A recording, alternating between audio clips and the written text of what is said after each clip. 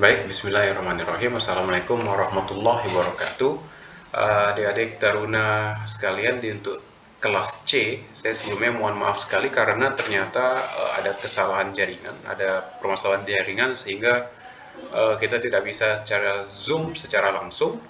Oleh karena itu saya akan membuat video pre-record ya, sehingga kalian bisa tonton ini kapan saja, di mana saja. Semoga bermanfaat. Oke. Sebelumnya saya mengucapkan mohon maaf juga sekali lagi karena untuk beberapa pertemuan sebelumnya kita belum bisa berjumpa ya, melalui Zoom, uh, karena lain dan suatu hal dan juga karena ada libur ya. Namun demikian tetap saya usahakan untuk memenuhi materi-materi yang sesuai dengan silabus. Oke. Nah, pada hari ini kita akan mencoba membahas kembali mata kuliah operasi dan perawatan sistem daya di atas 1000 volt. Untuk seharusnya kita sudah ada di masa UTS, namun untuk UTS saya berencana memundurkannya menjadi 2 pertemuan selanjutnya. Sedangkan untuk pertemuan-pertemuan yang sudah terlambat maksud saya pertemuan-pertemuan yang terlewatkan sebelumnya, ya, ingin saya padatkan dalam seminggu menjadi 2 kali. Ya. Dalam seminggu menjadi 2 kali. Pertemuan pertama itu tetap hari Jumat menggunakan Zoom, sedangkan pertemuan kedua saya akan membuat video pre-record seperti ini. Ya.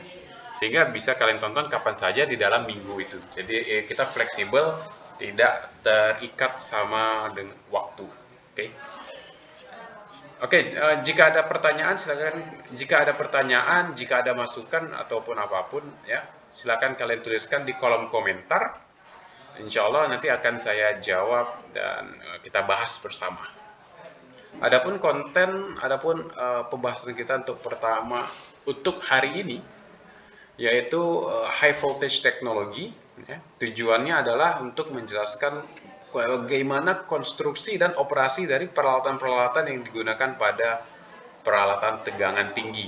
Ya. Untuk kasus kita adalah di atas 1000 volt, dan untuk di perkapalan itu biasanya 6,6 kilovolt ya, 6600 volt. Konten ini juga masih berkaitan dengan silabus kita yang saya dapatkan dari Politeknik Malahayati, yaitu yang masuk pada bagian Explain Construction and Operation of Heavy Equipment. Kita akan melihat circuit breaker itu bagaimana konstruksinya dan operasinya, kemudian bagaimana circuit breaker yang jenis vakum dan bagaimana yang jenis SF6. Kemudian apa itu arc yang terjadi pada circuit breaker. Selanjutnya akan kita bahas juga singgung mengenai electrical machine, mesin-mesin listrik, yaitu motor, generator, transformer ya, secara umum ya, secara umum. Dan di perkapalan para taruna sekalian sudah pernah melihat adanya di sana switchboard dan juga instrumentasi ya. Di switchboard terdapat instrumen-instrumen alat ukur dan berbagai hal yang mungkin akan saya kenalkan di sini. Pada pertemuan sebelumnya saya sudah membagikan kepada para taruna sekalian simulasi software engine room. Ya, ini khusus engine room untuk kapal dan ini free. Kalian bisa menggunakan aplikasi itu dan insya Allah akan saya tunjukkan nanti pada video sesi kedua. Ya. Videonya tidak bisa saya gabung, jadi saya membahas slide dulu, kemudian kita lanjut ke simulasi tersebut. Oke, vacuum circuit breaker. Di lab kita di Malahayati, saya sudah pernah tunjukkan alat ini. Ya. Vakum artinya hampa, kosong, tidak ada udara. Ya. Sedangkan circuit breaker adalah pemutus sirkuit, pemutus arus, ya. Pemutus rangkaian. Apa itu pemutus rangkaian? Secara sederhana bisa kita asumsikan dengan saklar. Kalau di ruangan-ruangan kalian bekerja, di sana ada saklar lampu. Ya, tujuannya adalah untuk mematikan lampu, hidup, mati, hidup. Sedangkan di sini circuit breaker ini lebih untuk yang tegangan dan daya-daya tinggi. Kalau lampu itu hanya di bawah 1 ampere, sedangkan circuit breaker itu bisa mencapai 1000-an ampere. Dan ini sangat berbahaya sekali. Dia dikatakan vakum karena isi di dalam yang hitam ini itu adalah vakum, tidak ada udara di dalamnya, kosong. Apa tujuannya dia dibuat kosong? Jadi yang hitam ini saya buka, kurang lebih isi dalamnya seperti ini. Di mana di sini ada terminal A, ini ada terminal B, ini adalah terminal A dan ini adalah terminal B. Ini bagian yang tidak bergerak dan ini bagian yang bergerak.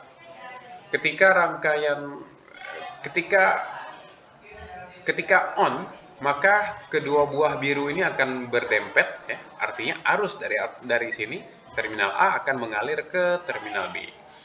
Namun pada suatu saat tertentu, tentu kita ingin mematikan alat-alat listrik kita yang bertegangan tinggi tersebut. Ya. Maka dari itu, yang biru bagian bawah ini, moving kontaktornya, itu kita lepas, ya, kita open. Nah, apa akibatnya? Ibarat orang coba kalian bayangkan, ya, orang ramai menyeberang jembatan. Lagi menyeberang jembatan, lagi padat-padatnya, tiba-tiba jembatan harus digeser, terbuka dua, terbelah. Sehingga ada beberapa orang, bisa kalian bayangkan, sehingga ada beberapa orang yang meloncat dari jembatan tersebut. Tujuannya untuk menyeberang. Ya, kan betul gitu kan, daripada mereka jatuh. Nah, sama halnya juga dengan listrik. Arcing ini muncul karena masih adanya arus yang ingin melewati rangkaian ini, ya, dari terminal A ke terminal B. Namun arcing ini tidak selamanya hidup, dia akan mati karena isi di dalam circuit breaker ini adalah vakum, kosong. Sehingga itu sangat membantu sekali untuk memadamkan arcing arus yang sangat berbahaya ini. Oke, itu vakum circuit breaker. Kemudian desain yang kedua, contoh alat yang kedua adalah sulfur hexafluoride circuit breaker. Untuk yang ini sering kita sebut dengan SF6 circuit breaker. Ya. Kalau yang tadi isinya vakum, kosong, nggak ada udara, yang ini dia diisi dengan gas. Ya. Ini yang warna kulit, ya, warna krim. Dia diisi oleh gas SF6.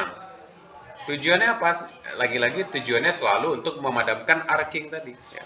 Arcing itu tidak bisa dibiarkan karena tentu saja itu menyalahi keinginan kita, di mana kita ingin rangkaian benar-benar padam.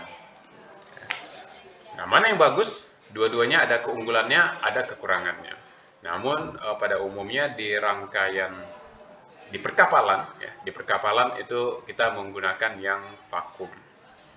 Sulfur yang SF6 tentu ukurannya menjadi lebih kecil, ya, dibanding dengan yang vakum. Kemudian komponen yang kedua adalah switchboard. Apa itu switchboard? Saya tunjukkan, ini dia switchboard.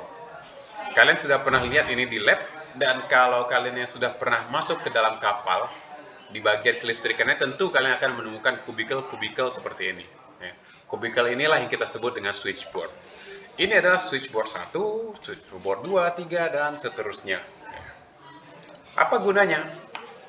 Katakanlah ini dari suatu pembangkit generator, dan ini dari generator yang kedua. Dan ini adalah pembagi beban 1, beban 2, beban 3. Mereka tidak lain untuk mengendalikan circuit breaker tadi. Pembagi beban, di dalamnya ada pemutus dan penyambung arus. Nah, kembali ke sini, switchboard adalah secara definisi, dia adalah peralatan yang berguna untuk mendistribusikan listrik dari suatu sumber ke sumber yang lain, ya, atau ke beberapa sumber lainnya. Di lapangan kalian nanti akan menjumpai istilah switchgear dan switchboard. Ya. Ada switchgear, ada switchboard. Apa bedanya? Ternyata bedanya adalah dari rating tegangannya. Kalau switchgear dia didesain untuk tegangan tinggi yang up to 350 kV, di atas 350 kV. Sedangkan switchboard itu istilah yang digunakan untuk yang bertegangan di bawah 600 volt. Maka jika ini di bawah 600 volt, dia switchgear, dan dia switchboard, ya. Sedangkan jika ini untuk 360 kV ke atas, dia kita sebut switch gear. Terserah apapun istilahnya, yang penting jangan salah pemahaman. Pada dasarnya keduanya sama, yang membedakan adalah tegangan kerjanya. Oke.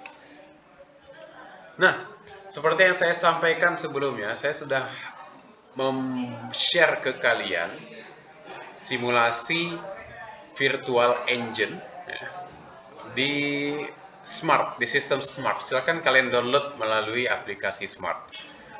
Ada beberapa taruna yang bertanya kepada saya, Pak, apakah aplikasi ini bisa kita gunakan di Android? Nah, namun sayang sekali, saya sudah cek, ternyata aplikasi ini tidak bisa kita gunakan di Android ataupun iOS, dia hanya bisa di Windows, ya, di laptop. Nah, jadi coba kalian install, silakan, ini gratis dan sangat bermanfaat sekali, terutama untuk kalian yang ingin mengenali sistem perkapalan secara virtual. Ya.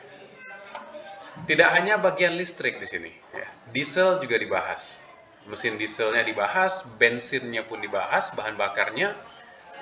Ada sisi pneumatik di sana, tekanan udara juga dibahas, ya.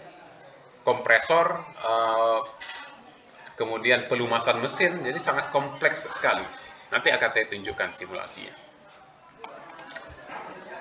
Jadi virtual engine room ini adalah fully functional simulator on the engine room with a low speed diesel engine. Jadi dia menggunakan mesin diesel dengan kecepatan rendah, dan di sini difokuskan, di sini dibatasi simulasinya hanya untuk fixed pitch propeller. Jadi propellernya tidak bisa kita belokkan ke kiri, ke kanan, hanya lurus saja dulu. Ya, yang penting kapalnya jalan. Nah, simulator ini gratisan dan khusus dia gratis untuk student. Ya, bisa dipakai untuk mahasiswa maritim, ya, di akademi maritim, bahkan juga untuk trainer. Ketika kalian download, kemudian kalian install, tentu software ini membutuhkan lisensi, tapi bersyukurlah karena untuk student kita diberikan kode gratis, ya. Ketika kalian sudah menginstal, maka akan tampil tampilan pertama seperti ini, ya. Tiap dari kalian akan diberikan user yang berbeda-beda, ya. Maka user ini kalian copy, kemudian get registration code kalian klik ini tombol ini tombol, ya. Maka kalian akan dilempar ke website dari Dr. Kluge, pembuat dari aplikasi ini. Silakan daftarkan email address kalian, kemudian gunakan kode user ini pada website pendaftaran tersebut. Kemudian kalian klik get free code. Ya, jadi dengan kalian tidak perlu mengcopy paste kode saya, kalian bisa memiliki kode kalian masing-masing. Setelah saya press get free code, ya, maka akan muncul kodenya di sini. Ini kalian copy. Setelah di copy, kembali ke halaman ini, masukkan ke sini. Masukkan ke sini, kemudian tekan enter registration code. Maka setelah itu akan muncul virtual engine room free, itu registration successful. Setelah ini kalian akan bisa mulai mencoba peralatan simulasi virtual ini.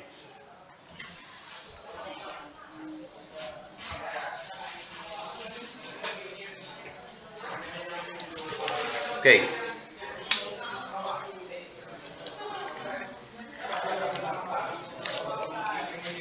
Baik. Tampilan awal di aplikasi adalah seperti ini. Ini adalah ruangan kontrol mesin, ya. Seperti saya bilang tadi, sangat kompleks, lumayan kompleks. Saya bahkan tidak sempat menyelesaikan seluruh stepnya karena ada step mulai dari nol di sini untuk menghidupkan sebuah kapal. Jadi ada main engine, sistem panelnya ada untuk main engine, ada untuk bahan bakar, ada untuk pendingin, lubricating, pelumasan, ada sistem compress air-nya, dan ada sistem power plant-nya. Nah, karena kita di SKK sistem kelistrikan kapal, maka kita akan fokuskan, dan saya juga akan memfokuskan kalian di bagian power plant-nya saja. Tidak mungkin kita bahas semuanya. Tidak mungkin kita akan membahas masalah fuel dan engine diesel di situ, karena kita adalah orang kelistrikan. Ya. Termasuk juga kompres air. Ini adalah ranah tenaga mekanik. Oke. Aplikasi ini, simulasi ini menyediakan 3 buah opsi status kapal. Apakah kalian mau memulai dari dead ship, kapal yang mati, atau kalian memulai dari kapal yang siap untuk dijalankan, atau opsi ketiga, kapal yang kalian miliki itu sudah berjalan di laut dengan tanpa adanya masalah. Ya, ada 3 opsi. Dan kita akan mencoba nanti opsi yang ready to start dan full ahead at sea. Karena jika dimulai dari dead ship, dimulai dari mati seutuhnya, ini akan lama sekali prosesnya. Akan saya tunjukkan setelah ini. Nah, kita akan fokus di bagian power plant. Ya. Simulasi yang ada di sini itu menggunakan 2 buah generator, diesel generator 1 and diesel generator 2. Ya. Kemudian ada generator utama di sini, shaft generator. Shaft generator ini dikoneksikan langsung ke propeller, ya, ke shaftnya propeller, sehingga sambil menyelam minum air, sambil berlayar menghasilkan listrik. Ya. Dan yang keempat adalah generator emergency. Di sini juga ditunjukkan bus barnya.